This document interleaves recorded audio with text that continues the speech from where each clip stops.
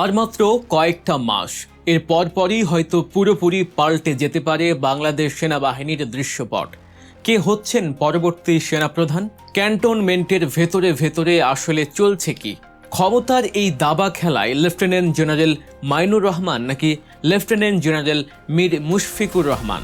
কার হাতে উঠতে যাচ্ছে সেনাবাহিনীর সবচেয়ে ক্ষমতাবান ব্যাটন?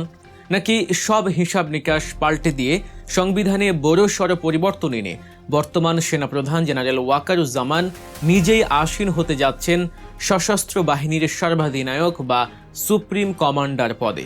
পর্দার আড়ালে রাজনীতি, ক্ষমতা দ্বন্দ্ব আর সামরিক হিসাব নিকাশে এখন সরগরম দেশের রাজনৈতিক ও সামরিক অঙ্গন। বাংলাদেশ সেনাবাহিনীর পরবর্তী সেনাপ্রধান কে হবেন তা নিয়ে সামরিক ও রাজনৈতিক অঙ্গনে নানা জল্পনা কল্পনা চলছে দীর্ঘদিন ধরেই। তবে সরকার বা সংশ্লিষ্ট কর্তৃপক্ষ এখনও এ বিষয়ে কোনো আনুষ্ঠানিক ঘোষণা দেয়নি। ফলে সম্ভাব্য উত্তরসূরি হিসেবে কয়েকজন জ্যেষ্ঠ লেফটেন্যান্ট জেনারেলের নাম বারবার আলোচনায় এলেও চূড়ান্ত সিদ্ধান্তটি এখনও সবার অজানা। সম্প্রতি সেনাবাহিনীর শীর্ষ পর্যায়ে বেশ কয়েকটি গুরুত্বপূর্ণ পদে রদবদল করা হয়েছে, যা এই সেনাপ্রধান হওয়ার দৌড়কে আরও বেশি আকর্ষণীয় করে তুলেছে। লেফটেন্যান্ট জেনারেল মোহাম্মদ মাইনুর রহমানকে চিফ অফ জেনারেল স্টাফ বা সিজিএস এবং লেফটেন্যান্ট জেনারেল মীর মুশফিকুর রহমানকে সশস্ত্র বাহিনী বিভাগের প্রিন্সিপাল স্টাফ অফিসার বা পিএসও হিসেবে নিয়োগ দেয়া হয়েছে।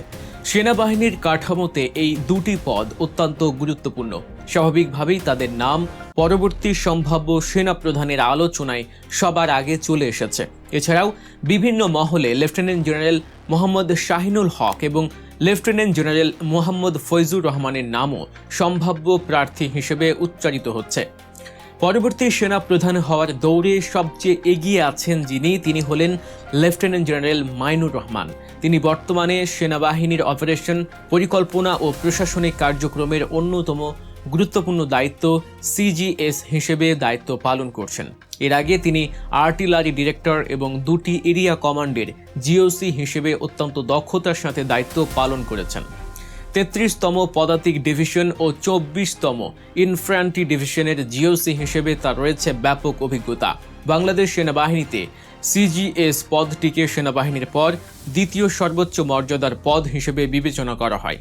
দায়িত্বপ্রাপ্ত ব্যক্তি সরাসরি সেনাপ্রধানকে সহায়তা করেন এবং সেনাবাহিনীর বাজেটের মতো গুরুত্বপূর্ণ বিষয়গুলো নিয়ন্ত্রণ করেন।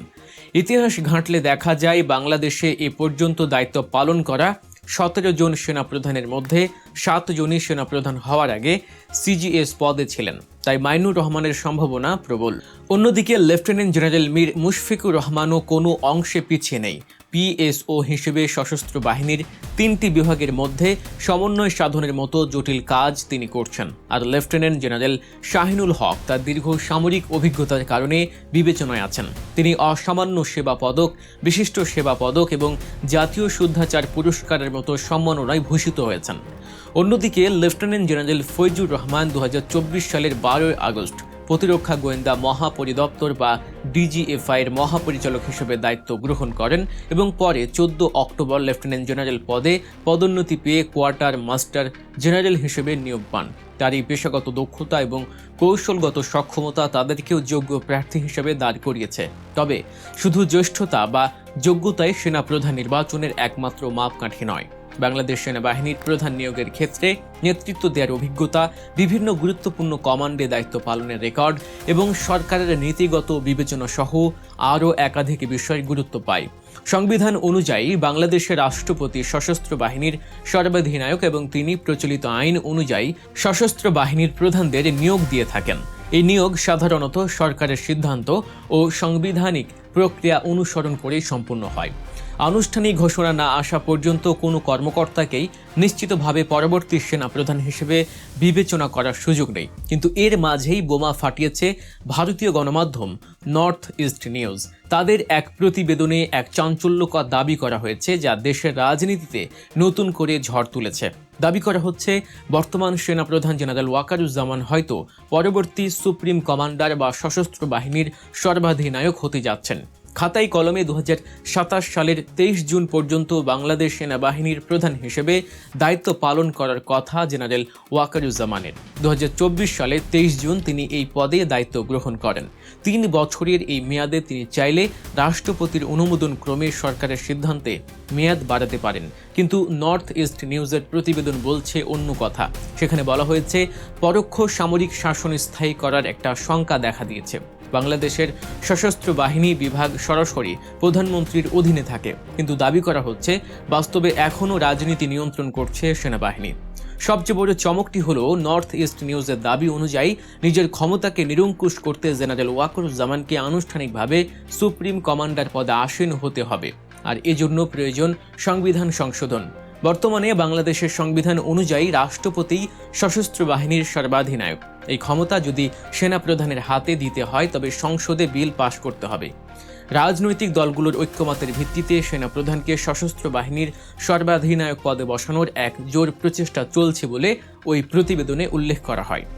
ধারণা করা হচ্ছে জেনারেল ওয়াকারুজ্জামানের ক্ষমতা শেষ হওয়ার আগে সংসদের অধিবেশনে হয়তোবা এই প্রস্তাবটি উত্থাপিত হতে পারে। 27তম সাংবিধানিক সংশোধনী পাশ হওয়ার পর 3 বাহিনীর সর্বাধিনায়কের দায়িত্ব পেতে পারেন তিনি। এতে করে অবসরের বয়সসীমা বিলোপের পাশাপাশি ফিল্ড মার্শালের মেয়াদ 2029 সাল পর্যন্ত বেড়ে যেতে পারে। প্রতিবেদনে আরও দাবি করা হয়েছে যে পুরো সশস্ত্র বাহিনী এখন টিম ওয়াকারের কর্তৃত্বে রয়েছে এবং এতে বিএনপি সরকারের প্রচ্ছন্ন সমর্থন রয়েছে বলেও ইঙ্গিত দেয়া হয়েছে। যদিও নির্বাচনের পরও সেনাবাহিনী পুরোপুরি ব্যারাকে ফিরে যায়নি এবং বেসামরিক প্রশাসন পরিচালনায় তাদের একটা প্রচ্ছন্ন ভূমিকা রয়েছে, যা এই ধরনের জল্পনাকে আরও উস্কে দিচ্ছে। এখানে একটি বিষয় উল্লেখ করা প্রয়োজন।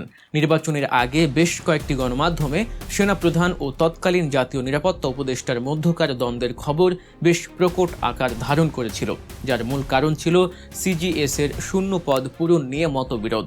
লেফটেন্যান্ট জেনারেল মিজানুর রহমান শামীম এলপিআরে যাওয়ার পর পদটি শূন্য হয় এবং এই পদে মেজর জেনারেল মীর মুশফিকুর রহমানকে সমর্থন দিয়েছিলেন তৎকালীন নিরাপত্তা উপদেষ্টা। অন্যদিকে লেফটেন্যান্ট জেনারেল মাইনুর রহমান চাচ্ছিলেন সেনাপ্রধান হতে।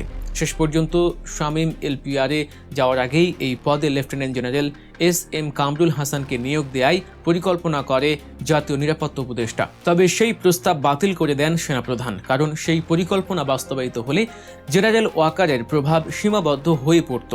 এই পুরো পরিস্থিতিকে অনেকেই পাকিস্তান মডেলের সাথে তুলনা করছেন, যেখানে নির্বাচন এবং সরকার গঠনের ক্ষেত্রে সেনাবাহিনীর একচ্ছত্র প্রভাব থাকে, যেমনটা পাকিস্তানে দেখা গিয়েছিল নওয়াজ শরীফ এবং আসিম মুনিরের ক্ষেত্রে। বাংলাদেশেও কি তাহলে ঠিক তেমন কিছুরই পুনরাবৃত্তি হতে যাচ্ছে, নাকি যোগ্যতার ভিত্তিতেই মাইনুর রহমান বা মুশফিকুর রহমানের মতো কেউ নেবেন সেনাবাহিনীর দায়িত্ব? তথ্য প্রযুক্তির এই যুগে সেনাপ্রধানের নিয়োগ, মেয়াদ বা সম্ভাব্য উত্তরসূরি নিয়ে সামাজিক যোগাযোগ মাধ্যমে বিভিন্ন ধরনের দাবি ও গুঞ্জন ছড়িয়ে পড়তেই পারে। তবে এসব তথ্যের সত্যতা যাচাই করা অত্যন্ত জরুরি। সরকার বা সংশ্লিষ্ট কর্তৃপক্ষের আনুষ্ঠানিক প্রজ্ঞাপন বা ঘোষণার আগ পর্যন্ত কোনো জল্পনা কল্পনায় চূড়ান্ত নয়। দেশের প্রতিরক্ষার মতো এমন একটি স্পর্শকাতর বিষয়ে সঠিক তথ্যের জন্য আমাদের নির্ভর করতে হবে সরকারি সিদ্ধান্তের উপরেই। বাংলাদেশের সামরিক ও রাজনৈতিক অঙ্গনের এই টানটান উত্তেজনার শেষ কোথায় তা হয়তো সময়ই বলে দেবে। পর্দার আড়ালের এই ক্ষমতার খেলা এবং জাতীয় রাজনীতির এমন সব বিশ্লেষণধর্মী ও বস্তুনিষ্ঠ খবর সবার আগে জানতে গল্প নিউজ চ্যানেলটি সাবস্ক্রাইব করে আমাদের সাথেই থাকুন। দেখা হচ্ছে পরবর্তী ভিডিওতে। আল্লাহ হাফেজ।